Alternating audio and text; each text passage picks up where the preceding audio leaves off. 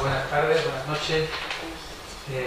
Como decía el profesor, no era necesario micrófonos. Estamos en petit comité, muy a pesar nuestro, porque estamos asistiendo a un ciclo de conferencias muy interesante. Me voy a presentar porque habitualmente quien está aquí es el presidente, don Plácido Sánchez, pero en esta ocasión me pide que le discutemos porque por cuestiones profesionales no puede estar con nosotros. Mi nombre es José Manuel Oliver, soy miembro de la Junta Directiva del Círculo Mercantil y además llevo en este año la responsabilidad de la coordinación de los actos del 150 aniversario de nuestra entidad. Hoy tenemos aquí con nosotros, además de socios y personas, supongo, cercanas a la universidad, también a compañeros y compañeras de Junta Directiva, Marian, Francisco Cárcamo. Gracias por venir, y a todos los que asisten, porque para nosotros este año es un año emblemático, y quiero hacer esta pequeña introducción para no alargarme mucho. Un año emblemático en el que tenemos muchos proyectos y hemos hecho muchas cosas, y una de esas cosas es este ciclo de conferencias divulgativas científicas que nos hacía mucha ilusión, porque entendemos que ya nos dedicamos a otros menesteres que los tenemos muy brillados, como es el deporte, las actividades culturales, pero en este caso creo que merecía la pena. Y yo quiero agradecer personalmente, porque no sé si voy a tener la oportunidad de hacerlo en otro momento, al profesor don Benito Valdés, amigo personal y entrañable compañero de fatiga en esta organización, que ha tenido la amabilidad de trabajar con mucho ahínco para organizar este ciclo de conferencias que está siendo interesantísimo. Ya esta es la cuarta. La primera tuvimos la oportunidad de escuchar al catedrático don Francisco García Novo, que él dio el índice de las conferencias, me parece. Si me equivoco ahora me rectificará. La segunda conferencia muy interesante la dio don Luis Fernando López Cotín, director regional del Centro Meteorológico de Andalucía y Ceuta y Melilla. La tercera, otros socios, porque Luis Fernando y también don Joaquín Rodríguez Vidal, es catedrático de Geodinámica Externa de la Universidad de Huelva, pues nos dio una conferencia también súper interesante. Y hoy contamos con la presencia aquí de don Antonio Gómez Expósito, académico y catedrático de Ingeniería Eléctrica, de la Electricidad, no sé si lo digo bien, de la Universidad de Sevilla, que estoy seguro que nos va a atraer en una noche fantástica. Por mi parte, quiero agradecer su presencia y, por supuesto, que le dediquemos toda la atención, porque supongo que podemos hacerle las preguntas que queramos. Sin más, paso la palabra a don Benito. Muchísimas gracias por venir. Yo muy brevemente, buenas noches, porque resumir el currículum de Antonio Gómez Expósito no es fácil. Tiene un larguísimo currículum, a pesar de lo joven que es, que lo presentábamos hace poco. Es jienense, nació en Andújar, pero yo creo que viviste siempre en Marmolejo, según tengo entendido. Y vino a Sevilla, obtuvo el título de ingeniero industrial en 1982 y luego se doctoró en ingeniería en 1985. De su valía y capacidad les dará idea de que solo 7 años después, en 1992, obtuvo la cátedra de Ingeniería Eléctrica de la Escuela Superior de Ingenieros Industriales de Sevilla, lo cual no es fácil en un periodo de tiempo tan breve. Y desde entonces ha sido catedrático de esta materia, de Ingeniería Eléctrica, en la Escuela de Ingenieros, y del Departamento de Ingeniería Eléctrica, que tiene ese título, lo dirigió durante 11 años, y además ha dirigido el programa de doctorado interuniversitario, interviene en varias universidades, sobre sistemas de energía eléctrica. Así que desde esa fecha ha sido profesor de nuestra universidad, de la Universidad de Sevilla, pero además ha dado cursos y conferencias, algo así como 80 cursos, que no es fácil, y numerosas conferencias en 16 países. Destacaría Estados Unidos y Canadá, donde ha sido profesor visitante, pero también China, varios países, no es cosa de enumerarlos todos, en Europa y en América Latina. Así que es una persona bien conocida. De su actividad científica deriva el que haya podido dirigir 21 tesis doctorales y el que sea autor o coautor de más de 300 publicaciones de carácter técnico, más de 100 publicadas en revistas científicas del más alto nivel, de algunas de las cuales, además, después de haber publicado diversos artículos, ha entrado a formar parte de la propia revista como parte del comité editorial. De sus libros yo destacaría uno, porque a mí me ha chocado siempre, titulado Análisis y operación de sistemas de energía, que es realmente un texto docente, publicado en 2002 en Madrid, pero que se ha traducido al inglés, al portugués y al euskera, que es todavía más raro. Y lidera un grupo de investigación, yo creo que es de los más relevantes de investigación de España en el área de sistemas eléctricos, porque está formado por algo así como por 30 investigadores, muchos jóvenes, muchos ya de un poco más de edad, y este grupo se ha encargado de desarrollar alrededor de 100 proyectos de investigación, lo que tampoco es fácil, o proyectos de transferencia tecnológica en la materia. Y además este grupo, liderado por él, en 2012 fundó una empresa basada en el conocimiento, Ingelectus, que es una empresa que se ocupa del desarrollo e implantación de energías renovables.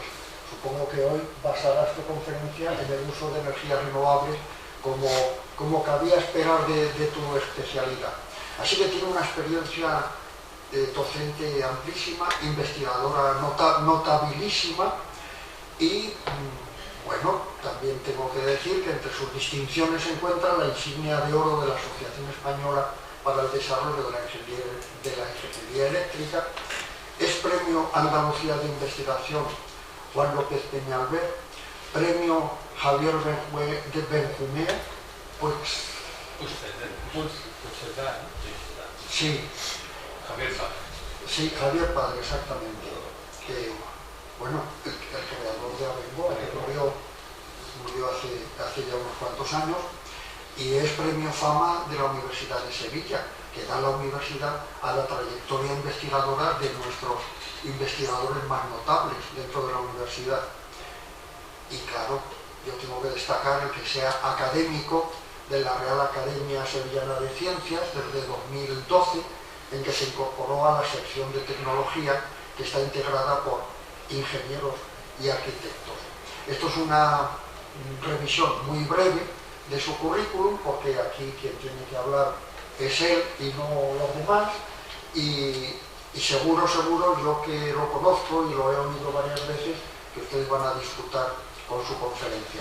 Y recordarle, aunque supongo que el círculo también lo hará y procuraremos hacerlo en otros medios, que el ciclo de conferencias se completará con dos que se impartirán la semana que viene, el lunes y el martes. La del lunes sobre almacenamiento de dióxido de carbono como una solución necesaria para retirar dióxido de carbono de la atmósfera, correrá a cargo de don Emilio Galán, que es catedrático emérito de cristalografía de nuestra universidad. El martes correrá a cargo de don Miguel Cisneros Herrero, que es director de la unidad de enfermedades infecciosas del Virgen del Rocío, que nos hablará de las materias multiresistentes y cómo puede influir en su difusión el cambio climático. Ustedes lo habrán oído porque no hace mucho también en los diarios sevillanos pues hubo una noticia sobre su actividad. Y se completará el ciclo la semana siguiente, el 5 de marzo, con una conferencia de don Miguel Delibes, profesor de investigación del Consejo, sobre el mundo animal ante el cambio climático, y terminaremos el 8 de marzo con una conferencia que impartiré yo mismo, cerrando el ciclo, sobre evolución vegetal en respuesta al cambio climático.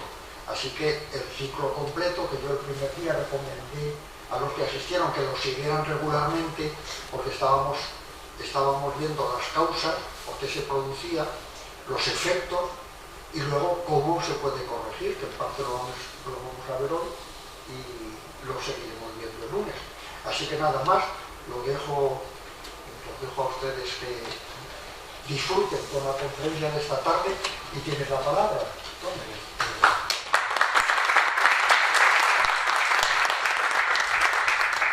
Bueno, yo, si me permiten, como suelo hacer en estos casos, dado que la sala es relativamente pequeña, se me oye ahí detrás, ¿verdad? Y si no se pasan para acá. Sí, bueno, como estoy relativamente cerca del micrófono, y es que tengo un puntero y habrá unas gráficas que quiero en fin, remarcar con el puntero. En primer lugar, evidentemente, quiero felicitar al Círculo Mercantil e Industrial por la iniciativa de organizar este ciclo, que me parece súper oportuno y súper interesante, no porque esté yo aquí, sino por otros conferenciantes. Y agradecer también a Benito Valdés que tuviera la gentileza de invitarme a hablar de este tema, que me fascina, que es un tema al que me dedico un poco así como hobby, porque realmente mi área de especialidad, como bien ha dicho, y muchas gracias por la presentación tan amable, Benito, me dedico a la red eléctrica fundamentalmente, pero claro, la red eléctrica lo que hace es entregar energía eléctrica y al final pues tengo también que dedicarme al tema de la energía eléctrica.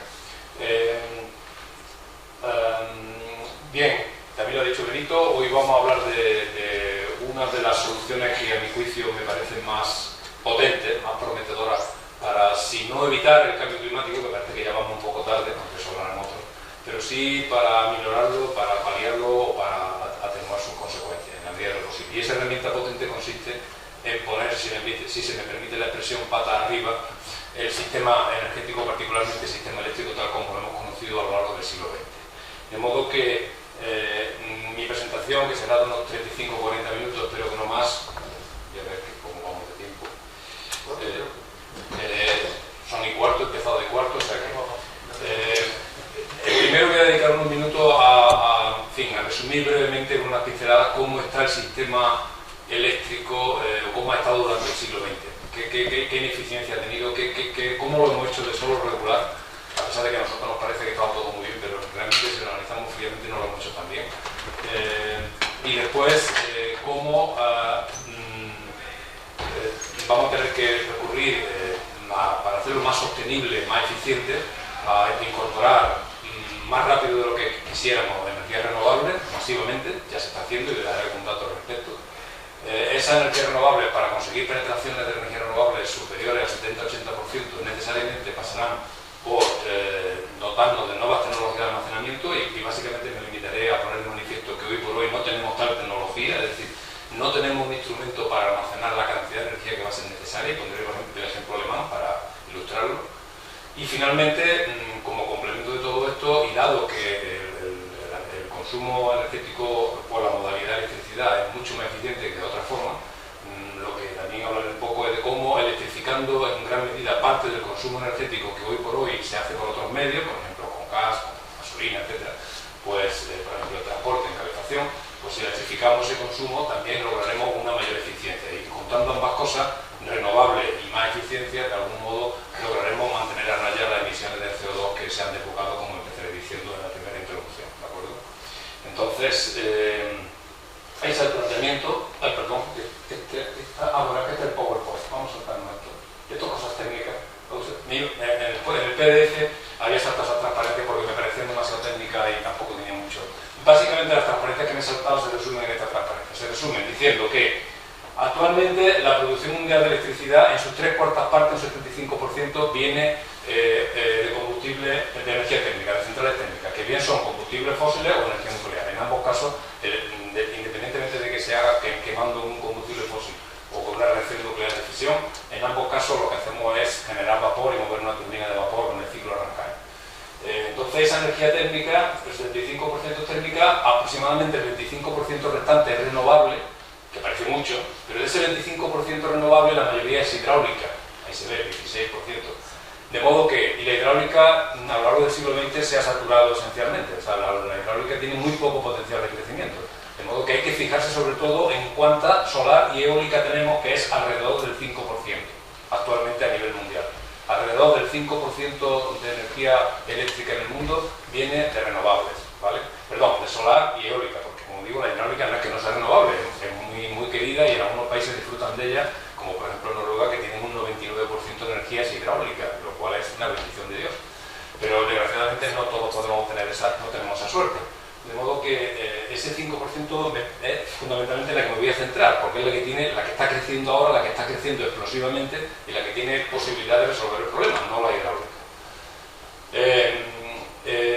Bien, esas centrales térmicas hay básicamente tres tipos, que son los que me he saltado la transparencia para hacer un poco más breve la presentación, que son centrales térmicas convencionales de carbón, que tienen un rendimiento inferior al 40%, centrales de ciclo combinado de gas, que tienen un rendimiento mayor porque aprovechan dos turbinas, una de gas y otra de vapor, y combinadas dan un rendimiento superior al 50%, rondando el 50%.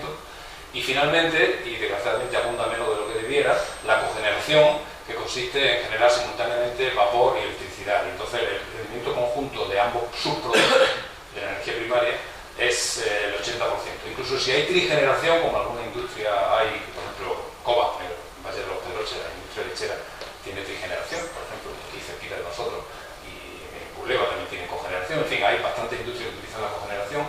Pues con la cogeneración se consigue rendimiento conjunto, vapor, técnica y eléctrica del 80% o más. Pero la realidad es un poco más triste, porque tenemos un mix mundial donde conviven todos esos subsistemas que he dicho, y la eficiencia media de las centrales térmicas es ligeramente superior al 30%. No llega al 33%. De modo que más de 2/3 partes de energía primaria la hemos estado vertiendo al medio ambiente, tirándola durante un siglo. Más de un siglo. Todo el siglo XX hemos estado tirando en promedio 2/3 de la energía primaria al medio ambiente. Ese es un problema grande que estamos sufriendo ahora. Luego, otro problema secundario, que lo he puesto allí a la derecha, es también el uso de agua que se hace para refrigerar esas centrales. El ciclo térmico requiere enfriar, calentar, enfriar. Aquí hace falta agua de refrigeración. Entonces, en España no es tanto, pero por ejemplo he cogido el caso de Estados Unidos, que es realmente dramático. Yo hasta hace poco no conocía esa cifra. En España, en Estados Unidos casi mitad, 45% de agua se utiliza para refrigerar centrales térmicas. Más que el riego, que es el 32%. Y por supuesto con el triple de abastecimiento público a la ciudadanía, digamos. Entonces, esos son dos problemas que tienen las centrales térmicas. La baja eficiencia que han tenido hasta ahora y la necesidad de utilizar cantidades masivas de agua. No es que se utilice toda, pero se calienta, se evapora, en fin, depende del tipo de refrigeración que se utilice. España consume energía eléctrica 265 teravatios-hora, que viene a ser como el 1% de la producción mundial total, que está ahí arriba, 24.000 teravatios-hora. España, en tema energético, es aproximadamente el 1% de todo. O sea, electricidad, energía primaria, energía final. O sea, España aproximadamente el 1%, para que se hagan ustedes una idea. En población no es así, en población es menos. Pero como estamos por encima de otros países más pobres, consumimos más energía, no veremos eso. Bien, esos son dos problemas que tienen. ¿Por qué me centro solo en la producción eléctrica? Bueno, porque la producción eléctrica, el tema de hoy va fundamentalmente de energía eléctrica, porque mi teoría en fin, lo que quiero defender aquí hoy es que debemos de ir a un sistema esencialmente eléctrico. Actualmente la electricidad solo supone entre el 20 y el 25% de la energía final consumida. Depende del país. España es el 21%, pero a nivel mundial el 25% de la energía final consumida es eléctrica. Las otras 3/4 partes son transporte, calefacción, uso industrial del gas, etc. Entonces, si pasáramos de ese 25% de energía final eléctrica a una cantidad mucho mayor, mejoraríamos la eficiencia, como intentaremos probar al final de la charla, ¿vale? Entonces, hablo de la energía eléctrica porque es el interés principal, entre otras cosas porque las renovables lo que fundamentalmente producen masivamente es energía eléctrica, aparte de las placas de agua caliente que tenemos en las casas, ¿no? Y alguna otra. Bien, esos son dos problemas que tienen. Y el otro problema, ya se habló aquí en la charla del otro día, es el problema de las emisiones de CO2, que es justamente el que justifica el ciclo de conferencias de aquí. Es decir, el hecho de que en los últimos 100 años se ha multiplicado por 10 las emisiones de CO2. En el año 2013 por primera vez se superó las 400 partes por millón, que parece, todos los expertos dicen que eso no había ocurrido en los últimos 800.000 años, aunque algunos discuten esa cifra. Lo que está claro es que desde que se inventó la máquina de vapor, en los últimos 250 años, el crecimiento de concentración de CO2 en la atmósfera no ha pasado de crecer de los 280 a los 400 y ya estamos superando los 400. ¿Por qué? Porque por cada kilovatio hora de energía primaria que consumimos, emitimos a la atmósfera, depende entre 1,7 y 2 toneladas de CO2. ¿Vale? Es el tercer problema que tiene el mix energético, el tercer problema que tiene el modo de vida que tenemos los ciudadanos Los ciudadanos, sobre todo los ricos. Ahora veremos qué pasa con los pobres. Esa fotografía tomada del País el año pasado, en noviembre, la vi y me gustó. Yo le he añadido al avioncito, que no estaba, se nota que está pegado. El avioncito no estaba, pero es que yo creo que el avioncito ya completa el trío de Asen. En primer lugar, digamos que desde que el hombre empezó a aprovecharse del fuego allá en el Paleolítico Medio hace unos 800.000 años, pues dicen, no sabemos si lo creaba él o usaba de la naturaleza que los rayos provocaban, pero en fin, empezamos a utilizarlo. No hemos dejado de depender, o sea, de crecer nuestra dependencia del fuego. Pasa desapercibido, no lo vemos. El fuego está oculto en los pistones de los coches y el fuego está oculto en las calderas de las centrales térmicas, pero somos una civilización, muchas veces decimos adicta a los combustibles fósiles, somos adictos al fuego. Seguimos usando el fuego como el Homo erectus, exactamente igual. En la época de los móviles seguimos usando el fuego, en un 75%, como hemos visto. O más, si es energía primaria, más. Entonces, bien en combustión interna, como los coches que van por ahí por la M30 de Moscú, bien en combustión externa, como la central térmica de carbón que se ve allí, o bien en una turbina de gas como los aviones. Sea como fuere, vivimos del fuego, y si ahora de repente nos quitaran ese fuego, la civilización se colapsaría. No podemos prescindir de eso. Nuestro modo de vida es como un cordón umbilical del feto con la madre, o sea, sin el fuego no podemos vivir. Hemos ido incorporando cada vez más, empezamos a quemar madera, después carbón, después petróleo, después, en fin, el fuego, en definitiva. Y eso es un poco lo que vamos a poner, perdón otra vez por la expresión, patas arriba, o lo que se está intentando recuestionar ahora, pero cuesta mucho trabajo, porque hay muchos intereses creados, muchas multinacionales, y nosotros mismos no queremos prescindir del fuego. No solamente ya es las multinacionales, que tienen todo el derecho del mundo a hacer negocios y a remunerar a los accionistas, sino nosotros mismos somos los primeros que protestaríamos si nos quitaran eso. Cuando se va a la luz 10 minutos en casa, ya estamos nerviosos. Ya empezamos a ponernos nerviosos. Y si no funciona el ascensor, ni te cuento. En fin. Bueno, lo que quiero decirles, recapaciten ustedes la gran dependencia que tenemos de la tecnología en general y de la energía en particular, y de la energía eléctrica muy en particular. ¿Vale? Es el tercer problema, la dependencia del fuego. Y bueno, como dije antes, somos los ricos los que disfrutamos de eso. No es que los rusos son los más ricos del mundo, aunque sí están los más ricos del mundo, te lo quiero decir. Aquí tenemos, por ejemplo, entre el consumo por cápita de energía, en este caso energía primaria, no eléctrica, entre un americanito medio y un tipo de Bangladesh. El americano medio, la gráfica estaba en kilos de petróleo equivalente, pero esa es una unidad que no entendemos. Nosotros yo lo que he hecho es dividirlo eso, como eso al año, lo he dividido por el número de horas que tiene el año y me sale una potencia media, que es más fácil de entender. Potencia media porque uno sabe que las bombillas son 60 vatios, 100 vatios, y eso lo entiende uno. Entonces los americanos, en promedio, cada uno se funde, tiene una potencia media de 9.350 vatios, casi 10 kilovatios de potencia media. Evidentemente, no todos son para uso residencial, ahí está toda la industria. En fin, los americanos tienen mucha industria, ¿no? Quiero decir. Pero ese es el promedio, repartiendo todo el consumo de energía primaria. En cambio, los bangladesíes de Bangladesh consumen 272 vatios en promedio de energía primaria, no energía final, primaria. La final es mucho menos, porque entre la primaria y la final hay un factor ahí de la mitad. Entonces, 272 vatios, ¿eso es mucho o es poco? Pues miren, 3.100 kilocalorías al día de alimentos suponen unos 150 vatios. Es decir, los de Bangladesh están en el neolítico. Están en el neolítico.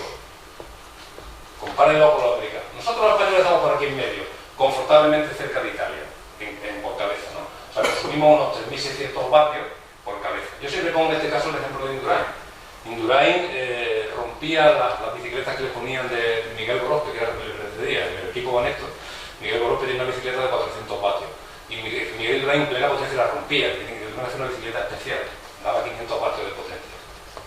Pues fíjense, estas criaturas viven con 272 vatios al día. Y claro, tienen que abastecerse de energía por otro lado. Y si esa energía de la leña que encuentran por ahí tal, pues no se cuenta aquí. Aquí solo se contabiliza la energía de verdad. Y luego, pues en emisiones igual. En emisiones destacan los Emiratos Árabes, que son los que más contaminan. Dan 54 toneladas de CO2 por cabeza al año. Nosotros estamos por ahí con 7 toneladas al año por cabeza, en la tabla por ahí en medio, junto a los italianos de nuevo. Esos son por cabeza. Si hablamos en términos absolutos, China es el principal consumidor de energía, hace ya años que adelantó Estados Unidos, y también adelantó hace 5 o 6 años Estados Unidos en emisiones de CO2. China es el mayor contaminador y el mayor consumidor de energía. Pero por cabeza no, por cabeza está por aquí en medio, al lado de nosotros, menos que nosotros. ¿Vale? Bien, eso para dar una cifra de cómo está el panorama y cómo estamos ahora y cómo lo hemos hecho durante el siglo XX. ¿Vale?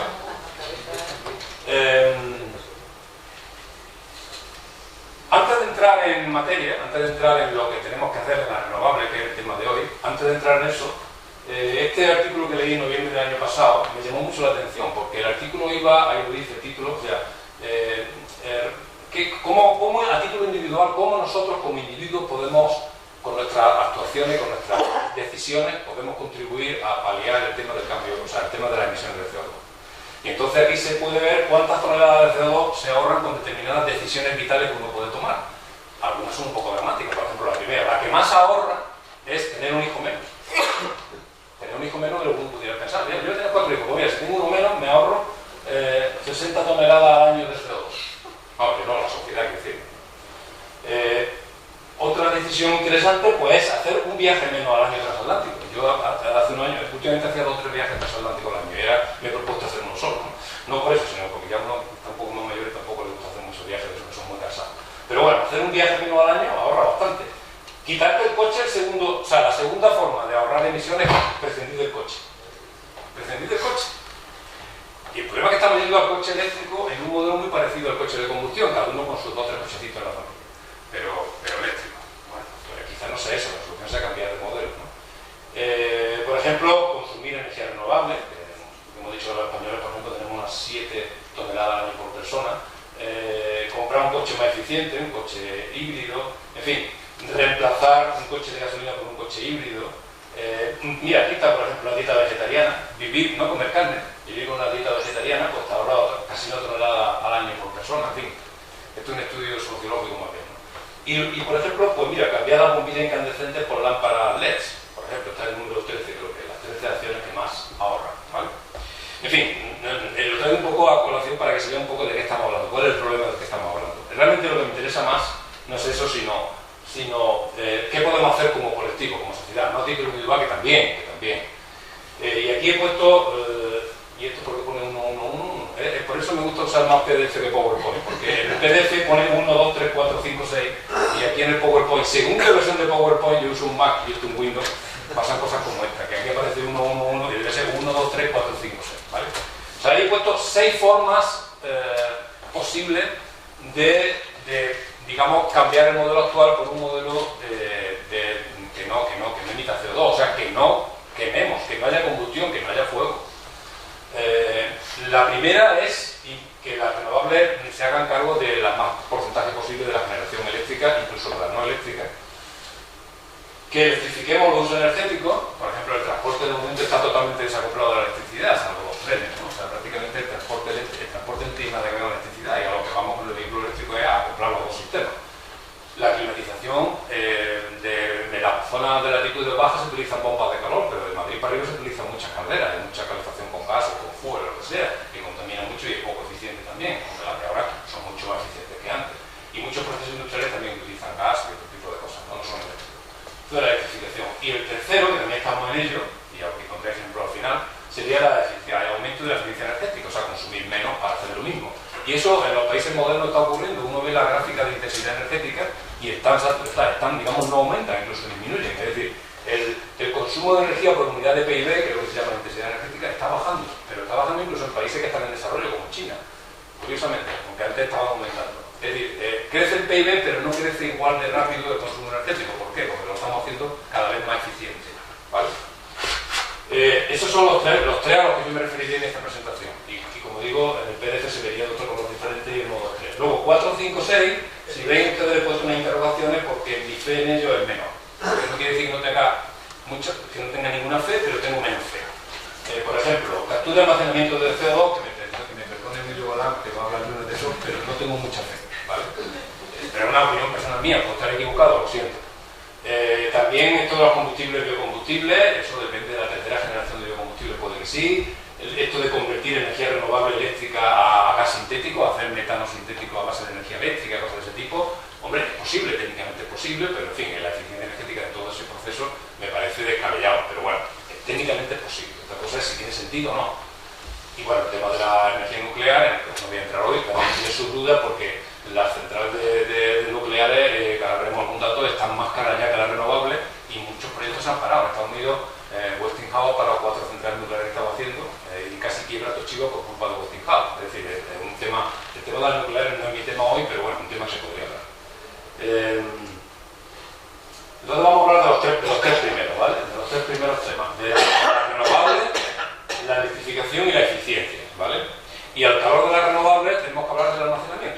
mover inmediatamente, para que haya una penetración masiva superior al 70% de renovables, necesariamente tenemos que almacenar energía en verano para gastarla en invierno, necesariamente, pero además cantidad ingente.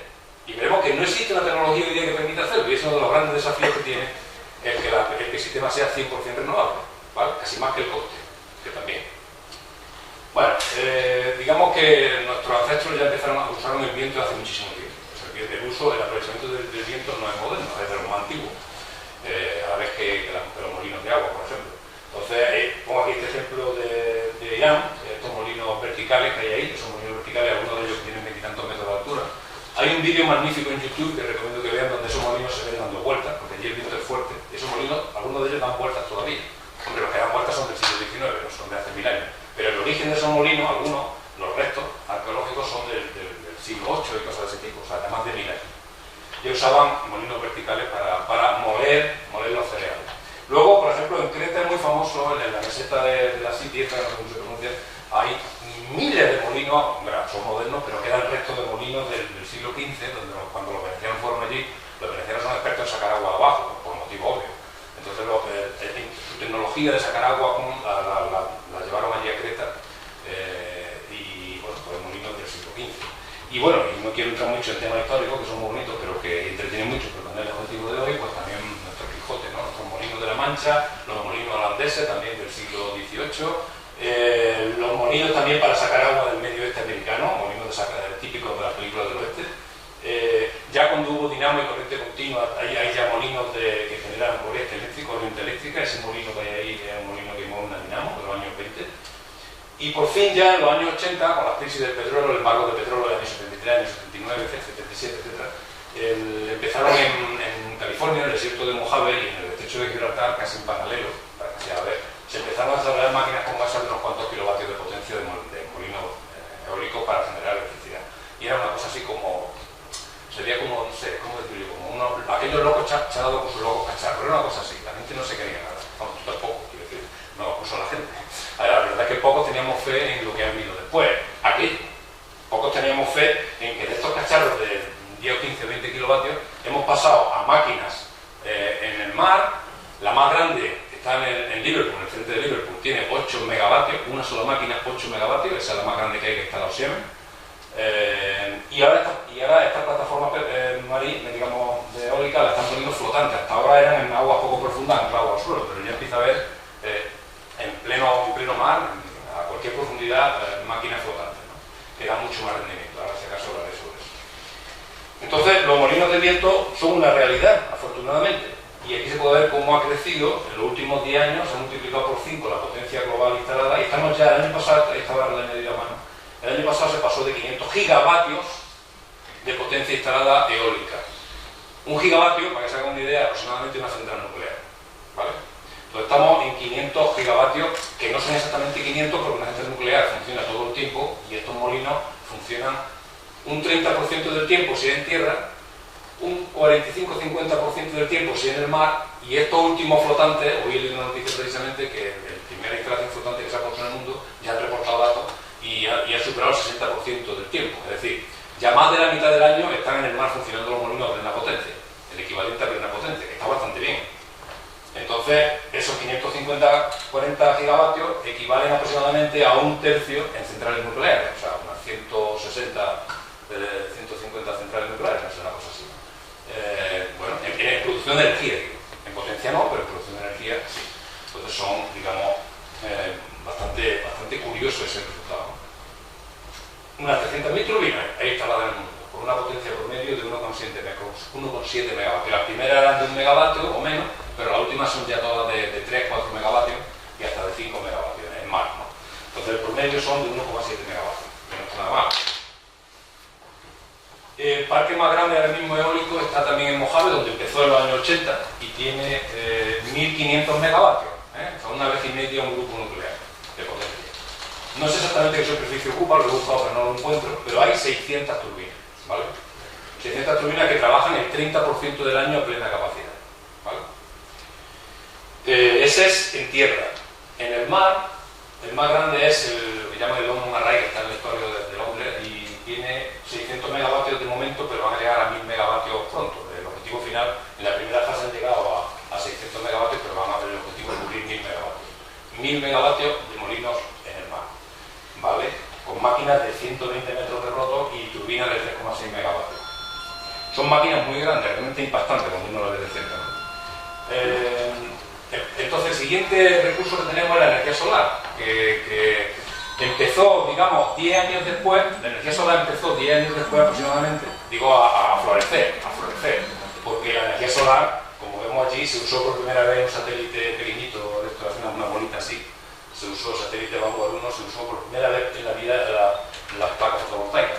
Y por cierto, esos satélites se dejaron de comunicar con él hace 15 o 20 años, pero se sospecha que todavía funciona. De aquella época creo que es el único que funciona, o funcionaba.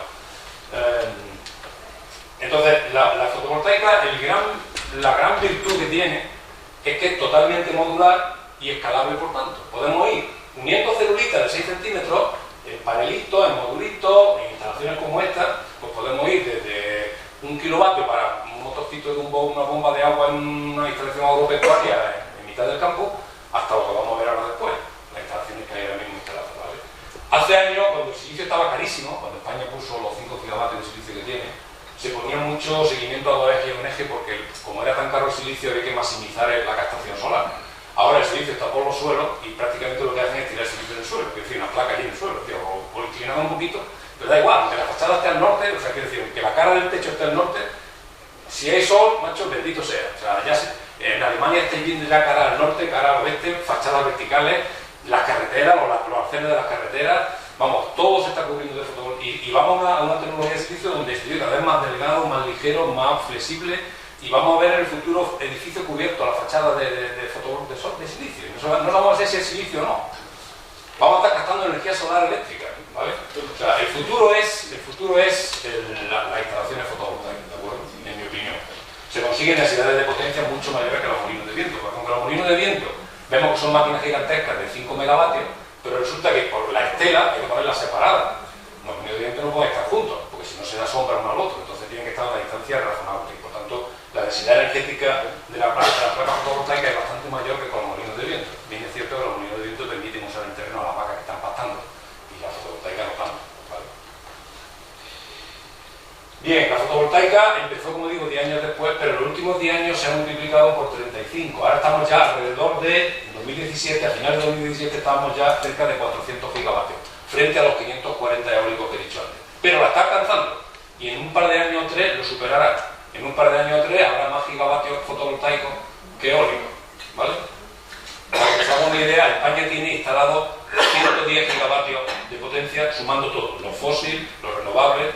Con todas las tecnologías, España tiene unos 107, 110 gigavatios de potencia instalada, ¿vale? De todo, digo, toda la potencia instalada eléctrica. Bien, o sea que hay un verdadero boom fotovoltaico ocasionado, lógicamente, por una disminución de precios. O viceversa, un círculo vicioso. Los precios hacen que se instale mucho, y que se instale mucho bajan los precios, ¿vale? Simplificando un poco las cosas, son más factores, pero bueno, factores regulatorios, etc. Esta es la planta fotovoltaica. Esta transparencia la tengo que actualizar cada 3 meses. La anterior era una que había en China, que tenía 950 megavatios. Esta tiene ya 1000 megavatios, y lo han puesto redondo, que es lo que es una central nuclear. Entonces, bueno, ocupa 24 kilómetros cuadrados, que no es tanto, y tiene un factor de capacidad del 24%, un poquito más alto que en España. En Andalucía tenemos el 22-23%, claro, parecido a España, ¿vale? En Alemania, por ejemplo, el factor de capacidad es el 12%, la mitad, o el 11%. En el sur de Alemania, donde está la placa fotovoltaica. Y en Inglaterra el 8%. O sea, cada kilovatio fotovoltaico en Inglaterra produce 3 veces menos que esto, o que lo de Andalucía. Por eso Andalucía es una tierra con mucho futuro en fotovoltaica y en solar. Bueno, y los precios, 1.100 millones de dólares. 1.100 millones de dólares, 1.000 megavatios, un vatio, o sea, $1 por vatio aproximadamente. 7 veces menos que lo que nos costó a nosotros nuestros 5 gigavatios. Bueno, otra gran ventaja es que esto quizás sea uno de los sistemas que va, digamos, de las revoluciones técnicas que va a ocurrir en el sector eléctrico. Otra, además de la renovable, es el paso de un sistema centralizado de grandes centrales de 1000 megavatios a un sistema distribuido donde va a haber muchos pequeños productores, millones de pequeños productores que habrá que gestionar, controlar y hacer que todo eso funcione bien. Eso es lo que llamamos la generación distribuida. La generación distribuida es fundamentalmente fotovoltaica. Los molinos de viento también, pero el viento hay donde hay. En cambio, sol hay en todos lados Entonces, eso es un aspecto relevante. Como dije antes, en el futuro veremos cada vez más tejados como esos y más fachadas y más todo, hasta las ventanas tendrán paneles fotovoltaicos. Entonces, esto es una de las cosas que más preocupan a las cabezas pensantes del sector eléctrico, del sector energético en general, porque esto va a cambiar un poco la forma de trabajar como venimos trabajando ahora, ¿vale? Habrá gente, ya está haciendo, los ricachones de California, se compran una batería Tesla y se ponen no sé cuántos metros en el tejado y se desconectan de la red. Pero de momento solo lo hacen los ricos, pero ¿qué pasa si empiezan a hacerlo más gente? ¿Quién paga los costes del sector? ¿Quién paga los costes de la red eléctrica que van a la casa de cada uno? Es un tema preocupante, es un tema importante. Si queréis luego hablamos de eso. ¿Cuánta distribuida y cuánta centralizada hay? Pues depende del país y de la regulación fundamentalmente. En Alemania casi todo es distribuida, como eso, como Friburgo, que tiene el Green Village, este que hay ahí. En España al revés, en España el 80% es centralizada, semicentralizada, porque llamarle una central de 2 megavatios centralizada tampoco es lógico. Ahí hay como 3 categorías de fotovoltaica. La distribuida, que son los tejaditos estos de los 5 kilovatios, la centralizada, que son los 1000 megavatios que hemos visto, y la community solar, que le llaman en inglés, que viene a ser la semi-centralizada, que son las de media tensión, las de 5 megavatios y cosas así, que están más allá, se escapan del alcance del residencial, pero no son la grande utility, el utility, el residencial y el community. Bien, la energía termosolar, en lo que España somos pioneros, y todavía no sé si de Estados Unidos no ha adelantado ya, estaba adelantando, hasta hace poco éramos los primeros, en tecnología termosolar, gracias entre otros a Bengoa y a otras empresas, pero sobre todo a Bengoa, hemos sido los pioneros. Esto es una instalación que se está terminando en Marruecos, pero la tecnología termosolar realmente se está quedando atrás y yo creo que es difícil que pueda competir, salvo en determinados sitios, con la fotovoltaica. La fotovoltaica tiene bastantes ventajas que no quiero pararme ahora, si luego quieren entrar hablamos sobre ello, pero bueno, esta otra tecnología que hay bastante, como digo, en España somos, digamos, líderes, o no sé, líderes tanto en tecnología como en potencia instalada. Bien, esta es una de las razones por las que es tan popular la fotovoltaica. Estos son precios del Banco de Inversiones de Azar, que tan famoso todos los años hace un informe, lleva ya 10 años haciendo un informe, creo que es el 10º. Estos precios se refieren solo a Estados Unidos, ¿vale? Ahora comentaré qué pasa en otras zonas. Entonces, se puede ver, por ejemplo, que la fotovoltaica que está aquí, la fotovoltaica ha pasado de $360 en 2009, se ha dividido por 7 hasta $50 en 2017. La eólica se ha dividido por 3, desde los $135 en 2009 hasta los 45 ahora. El gas también ha bajado en Estados Unidos, desde los 83 a los 60, porque en Estados Unidos con el fracking el gas ha bajado. Pero ya vemos que la fotovoltaica y la eólica terrestre están por debajo del gas, de la central de ciclo combinado. Y por supuesto debajo del carbón, que está a 100. Y debajo del nuclear, que debe disminuir, ha aumentado, como dije antes. Los nucleares van empeorando por diversos motivos. Entonces, lo más barato es lo eólico y lo solar. Esos son costes normalizados de energía. El coste normalizado de energía es la inversión y los gastos de operación y mantenimiento capitalizados durante 25 años de vida o 20 años de vida, y eso sale a tanto el kilovatio que ha producido durante toda la vida en promedio. Eso es el coste normalizado de la energía, para que se entienda. Entonces, eso es en Estados Unidos, pero es que en Europa es peor todavía, porque en Europa el gas está el doble de caro, casi el triple, 2 veces y media. El gas está mucho más caro en Europa que en Estados Unidos, por tanto las diferencias con el gas son abismales ya. Y en la fotovoltaica en Alemania, hoy vi una noticia, la fotovoltaica está en Alemania, la última subasta de energía fotovoltaica está ya por debajo de la eólica, a 40 euros el megavatio hora, no 50 como en Estados Unidos, a 40. Entonces, las diferencias son más abismales todavía en Europa que en Estados Unidos, porque el gas es muy caro en Europa. Entonces, si hubiera puesto esa gráfica en Europa, se notaría mucho más la diferencia todavía, ¿de acuerdo? O sea, que ya es rentable, es competitiva la energía renovable masiva. Hasta el punto que precisamente estas cifras que he dado explican lo que está pasando, y he puesto 5 o 6 ejemplos que voy a salir rápido, de que explican lo que mucha gente llama un cambio de guardia en el sector eléctrico, un cambio de guardia en la producción de electricidad. Entonces, por ejemplo, Dinamarca, a la cual me referiré ahora, el año 2017 casi el 44% fue renovable, fundamentalmente viento. En Alemania, en octubre de 2017 hubo un par de tormentas seguidas, quizá lo recuerden, hubo mucho viento en Alemania, en el mismo mes hubo 2 tormentas y se consiguió el 44% de demanda fue renovable. Y luego ya estos son récords, digamos, de tiempos largos, pero luego si nos vamos a tiempo instantáneo, pues aparece España, donde tenemos, en 2015 hubo una hora donde el 70% de la energía eléctrica estaba cubierta con viento, el 70% fue viento. Y en algún momento había que arrojar viento, tirar viento porque sobraba viento. En Alemania, por ejemplo, el 78% de la demanda también en julio fue viento, en una hora, durante una hora consecutiva, que eso es importante. En fin, hay muchos ejemplos que se podrían poner de cómo se ve que poco a poco va ganando paulatinamente la energía renovable share, en esa fracción de en el mix energético. Aún así, la primera transparencia ya lo decía, solamente el 5%, un poquito más 5,5%, es renovable a nivel mundial, me refiero solar y eólico. Hidráulica está ahí, ¿vale? Dinamarca, déjenme que hable un momento de Dinamarca, se habla mucho de Alemania, pero Dinamarca es un caso curioso. Dinamarca es este modelo distribuido que yo les dije antes que puede romper el sistema, porque puede cambiar las reglas de juego por completo.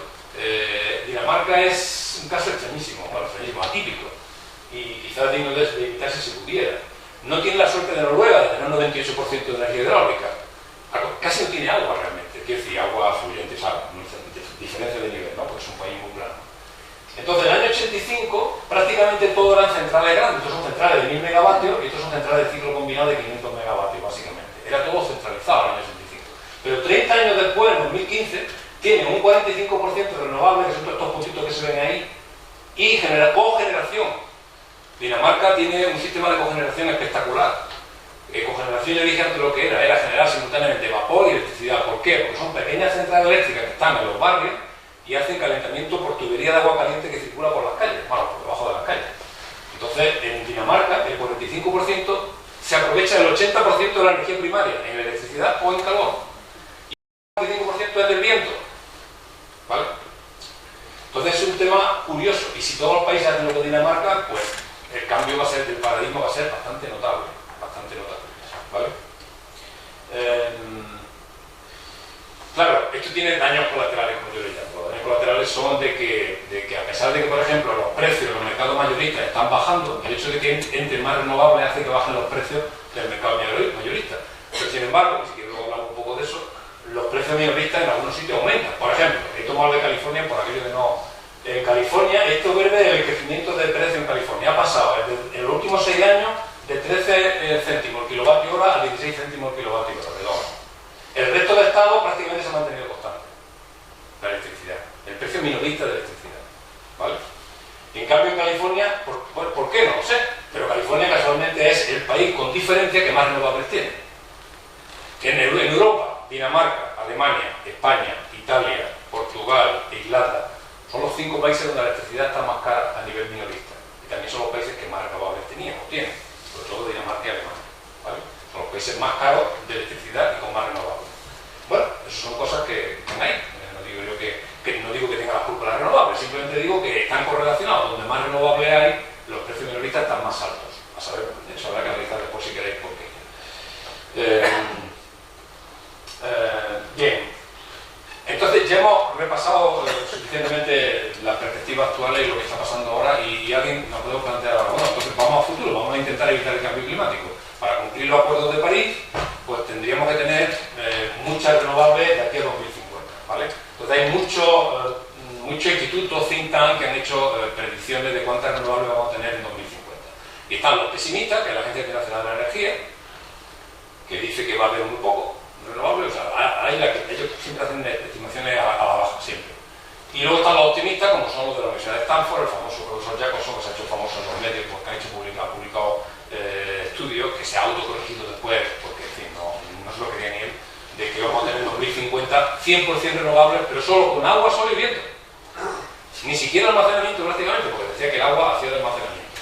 En fin, como si todo el agua la pudiéramos dedicar a producir electricidad.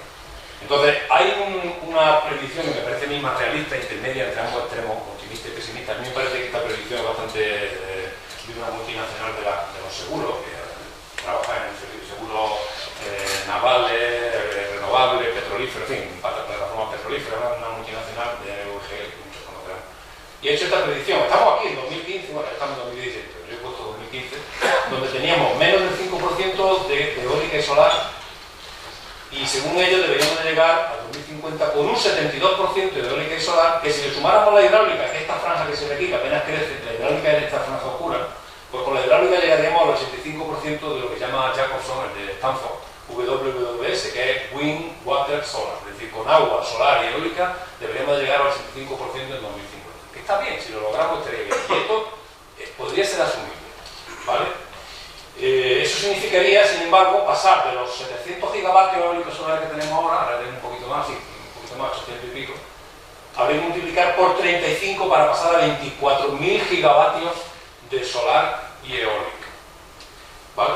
Ahora veremos qué implica eso un poquito más adelante, simplemente para dar un problema de la idea del desafío que tenemos por delante. Bueno, ¿eso es factible o cuáles son los retos con los que nos enfrentamos? Bueno, pues voy a decir 3 retos, algunos ya un poco soletos quizás, pero los retos que veíamos todos hace 15 o 20 años cuando empezó esto.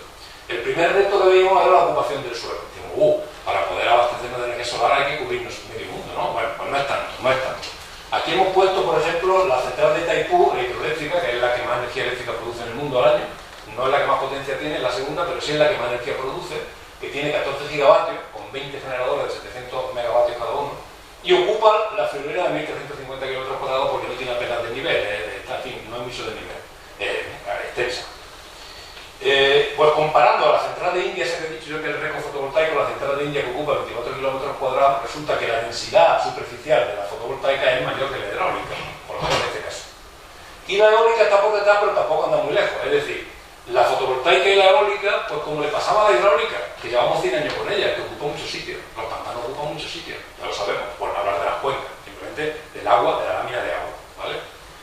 Entonces, no es tan grave el problema del espacio. Aquí he puesto el caso español, fíjense, he puesto un ejemplo teórico. Los 250 teravatios al año que consumimos en 2016, con 125 gigavatios fotovoltaicos, un 23% de uso de factor de capacidad, conseguiríamos producir esos teravatios. ¿Y eso cuántos son? Pues esos son 3.000 kilómetros cuadrados, aproximadamente la provincia de Álava. O sea, cubriendo la provincia de Álava con placas como la de India, así tirada en el suelo, sin seguimiento, sin nada, pues conseguiríamos dar la energía eléctrica española. Otra cosa es dónde guardamos esa energía, que es el tema del almacenamiento que vamos a hablar después, ¿vale? ¿Qué pasaría si no solo la electricidad, si fuéramos más ambiciosos y hiciéramos el ejercicio más teórico todavía? Bueno, ¿y qué pasaría si la energía final en España, que son del orden de 1.100 teravatios hora, lo quisiéramos utilizar todo con fotovoltaica? Que no tuviéramos nada más que fotovoltaica. Bueno, pues la primera cosa que notaríamos es que si todo fuera eléctrico, si toda esa energía final fuera toda eléctrica, bajaría un 30 o un 40% para la mayor eficiencia, a la que me referiré después, del consumo eléctrico. Es decir, lo primero que pasaría es, si todo fuera eléctrico, es que reduciríamos notablemente la demanda final de energía, ¿vale? Y entonces 800 teravatios hora necesitarían unos 400 gigavatios de fotovoltaica, que serían unos 10.000 kilómetros cuadrados, que viene a ser la provincia de Zamora, ¿vale? Eso sería si pudiéramos embotellar esa energía y guardarla para el invierno, ¿vale? Ejemplo, las láminas de agua dulce en España, el río, pantano, el lago, ocupan unos 3.000 kilómetros cuadrados. Y las carreteras, la Red Nacional de Carreteras, sin contar caminitos y cosas de esas, le faltadas unos 1.500 kilómetros cuadrados. Digo, por tener órdenes de magnitud. Y por supuesto, los núcleos urbanos ocupan bastante. Bien, o sea que el suelo no es tanto problema realmente. Hombre, sobre todo si hay suelo como, no sé, como barbería o terrenos degradados, que hay mucho, en fin, hay mucho, o las propias zonas urbanas que se pueden cubrir bastante, un 20%, un 15, 20%. Bien, el segundo reto, este ya sí empieza a ser serio. El reto, voy en orden increciendo. El segundo reto es el tema de las pegas. Hemos dicho antes que la energía ahora ya, la energía renovable está más barata que el gas, incluso en Estados Unidos, que el gas es muy barato. Entonces, ¿por qué no lanzamos ya todo de cabeza a renovables? Ya. Hombre, pues porque hay una barrera de entrada, que es la inversión, que es el CAPEX, que llaman los economistas. O sea, no podemos tirar por la borda los 7.000 gigavatios que tenemos instalados de centrales fósiles de carbón y de gas, porque esas son las que sustentan al sistema cuando no hay sol ni hay vientos. Entonces, es complicado. Entonces, para que se haga una idea de cuánto yo he intentado cuantificar aquí con la misma gráfica de antes, ya les dije que había que multiplicar por 35 y pasar de unos 700 y pico gigavatios que teníamos en 2015 a 35 años después a 24.000 gigavatios para conseguir este mix donde un 72% de la energía es eólica y solar. Bien, pues eso significa que todos los años habría que instalar en promedio casi 700 gigavatios, o sea, lo que ya tenemos. O sea, en cada año de los 35 siguientes tendríamos que instalar lo que hemos acumulado en los últimos 15 años. Y el último año se instalaron 132 gigavatios. El último año Entre fotovoltaica y eólica, eso fue 2016, 2017 un poco más, pero vamos, 150 gigavatios hemos instalado al año. O sea que hay que multiplicar por 5 lo que estamos haciendo ahora, los próximos 35 años, para llegar a 24.000 gigavatios eólicos y fotovoltaicos. Una barbaridad, una barbaridad. Dinerito, bueno, pues a 1 euro, a 1,2, 1,3 euros el vatio, pues saldría aproximadamente 1 billón de euros al año. 1 billón de los nuestros, no de los americanos, que son 1.000 millones. 1 billón de los europeos. 1 billón de euros al año, ¿quién se gasta ese dinero? Mira, por ejemplo, China ha hecho un plan de inversiones de quinquenio 2016-2020, donde piensa invertir 65.000 millones de euros al año en renovables. Al año. Faltan 900.000 millones. ¿Quién los pone? Y China es la que más invierte ahora mismo. Voy a cuento China, porque China es la que está haciendo una política más agresiva de renovables. No solamente en renovables, sino en cogeneración en las ciudades, porque tiene ciudades muy contaminadas. Pero China es ahora mismo casi un modelo a seguir en ese tema. Bueno, ese es el gap, o sea, la necesidad de inversión. Ese es el reto que para mí es mucho más importante que el espacio, aunque quizá no tan importante como el tercer reto, que es el del almacenamiento. El cómo embotellamos energía solar del verano, la que sobra en verano, para guardarla en invierno, para usarla en invierno. Para darle una idea, fíjense, Alemania, qué bonito. Alemania, esto fue en julio de 2017, en pleno verano allí. Esto, aquí lo verde es biomasa, la rayita esta azul es energía hidráulica, que siempre es constante, incluso un poquito menos en invierno. Y la azul es eólica. Estas montañitas son eólicas marinas y la montañita chiquitita azul es eólica terrestre, que hay mucho menos que marina. Ellos tienen el mar del norte mucha eólica y por eso esta raya azul es la eólica del mar del norte. Y la amarilla, lógicamente, es la fotovoltaica, que en julio da bastante. Y además, qué bonito, está bastante correlacionada con la demanda. En España no tanto, pero en Alemania, por horario y por su sistema energético, la fotovoltaica en verano casi cuadra con la demanda, que es la raya gris que se ve por allá arriba. Entonces, bien, esto va bien. Es decir, así a simple vista, a modo de buen cubero, si multiplicáramos la fotovoltaica y la eólica por 2, ahora mismo tienen casi 100 gigavatios en total. Entre eólica y fotovoltaica tienen 100 gigavatios. Si lo multiplicáramos por 2, casi estaban ya resueltos la vida. Y no es tanto, Alemania multiplicado por 2 la fotovoltaica, te lo han instalado en nada. Pues lo multiplicas por 2. ¿Vale? Si lo multiplicamos por 2, nos metemos en 200 gigavatios y ya está. Y somos renovables. Claro, pero luego llega el crudo de invierno. Esto es enero. La demanda igual o mayor. Y la fotovoltaica ya se puede ver cómo es. Es decir, esta es la curva media de producción fotovoltaica en los solsticios de verano y de invierno, y es casi 5 veces menos. Es decir, en invierno, aunque multiplicáramos por 5 veces la fotovoltaica y nos fuéramos a 500 gigavatios fotovoltaicos, no podríamos cubrir la demanda. Digo, en ese día, en esos días de invierno. La única solución sería coger energía del verano y pasarla al invierno. En definitiva, el problema estacional, almacenamiento estacional. Y ahora después hablaré un ratito del almacenamiento. Si me cansa mucho, Benito más bien, lo dejo. ¿Vale? Ese es un problema. Bueno, entonces, otra solución al almacenamiento sería lo que yo llamo la World Wide Web, no, o sea, la informática, la World Wide Electrical System, ¿no? O sea, el sistema mundial interconectado. O sea, si somos capaces de conectar el hemisferio norte con el hemisferio sur, con una línea de mucha capacidad, podríamos también soslayar en parte o no tener que recurrir a tanto almacenamiento, porque claro, cuando es verano aquí y invierno allí, viceversa. Podemos pasar energía del norte al sur, e incluso del este a oeste, porque el sol va cambiando, y a lo mejor cuando aquí falta energía, pues ya de noche los bienes jodidos no pueden exportar energía. ¿Cómo de viable es eso? ¿Cómo está la tecnología? Bueno, eso ya es mi campo, pero no tengo tiempo de hablar aquí de ese tema. Pero sí voy a decir una cosita. Fíjense que de Portugal a la Azores hay 2.000 kilómetros, y de la Azores a Terranova otros 2.000. Si pudiéramos tender cables submarinos por ahí de 2.000 kilómetros, la cosa estaría bien. Un poquito más largo está ya desde Brasil hasta, creo que es Sierra Leona, no sé qué país por ahí, ya casi 3.000 kilómetros. Bueno, pues a lo mejor se consigue. A lo mejor se consigue porque ahora mismo en China hay una línea de 3.000 y pico kilómetros de 12 gigavatios de capacidad. No olvidemos que la potencia media en España son 32-33 gigavatios eléctricos. O sea que esa línea es ya 1/3 del consumo de España. En China, porque en China hay líneas, aquí no se ven bien, pero hay líneas muy largas que llevan energía de la zona montañosa central, energía renovable, hidráulica, y hasta la zona del sureste, donde están las grandes ciudades, las grandes metrópolis. Pero claro, estas son líneas aéreas. Estas líneas de China son líneas aéreas. Pero el mar no se puede poner, porque el mar son cables. Y los cables submarinos están todavía un poquito lejos. El más largo, que todavía no está en desarrollo ahora, promocionado por la Unión Europea, que se llama el Euroasia Interconector, tendría 1.500 kilómetros cuando se complete, a la primera fase que se está haciendo ahora, y iría de Grecia a Israel, pasando por Creta y Chipre, y bueno, y son 2 gigavatios gigavatios, es decir, son 1500 kilómetros, no llega a los 2000, pero bueno, se puede hacer un cable de 2000. O sea, no hay de momento, no hay ninguna limitación técnica que impida hacer cables de 2000 kilómetros. Claro, son 2 gigavatios, para conseguir muchos gigavatios, pues hay que poner muchos cables en paralelo. Si le digo la verdad, la principal dificultad son las profundidades. O sea, la profundidad, porque aquí este cable creo que tiene 3000 metros de profundidad y es el récord, va a ser el récord. Y en cambio aquí vamos a encontrar profundidades mayores, ¿vale? O sea, quizá lo principal sea la profundidad. Bien. Eso simplemente como alternativa al almacenamiento, que también está cruda. Estoy diciendo que todavía no lo tenemos claro técnicamente. Pero vamos, parece que se puede conseguir.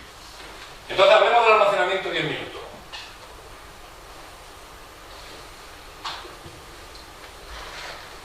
Bien, el almacenamiento eléctrico está en mantilla.